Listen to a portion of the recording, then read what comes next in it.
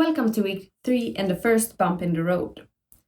This week I caught the flu and I've been basically lying in bed with a fever for most of the week.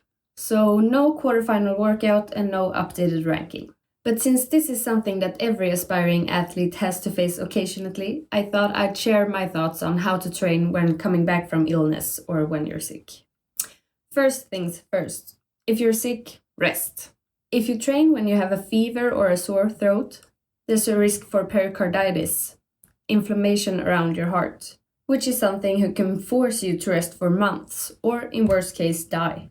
So definitely not worth it. If you've been sick and have a runny nose or some light coughing, you can probably work out, but with low intensity. Me, for example, skip cardio entirely. Listen to your body. Another very important thing to have in mind is to not pick up where you left. If you've been home for a week, you can't expect to just jump back to your normal training routine. Adapt the training to where you are, not where you wish you were. Decrease volume and weights. The first session back should basically just feel like a warm-up. I try to pick exercises I don't do as often normally, and therefore not have the same ego around the weights, like the dumbbell bench press or lat pull down. If I don't feel 100%, I try to do smaller and more isolated movements, like the bicep curl or the lateral shoulder raises, that don't get the heart rate up in the same way that full body movements like the squat does. But this time I felt quite alright, so my first session back this week I did some squats, lat pull downs, dumbbell shoulder press, kettlebell row, dumbbell bench press, and of course some dumbbell curls and tricep extensions in a superset.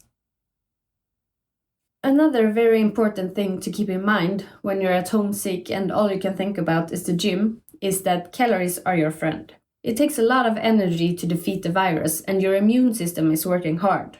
So don't get fooled by the thought that you're just lying on the sofa and don't burn any calories. Your body needs fuel. You don't want to get back to the gym with a deficit, feeling smaller and weaker.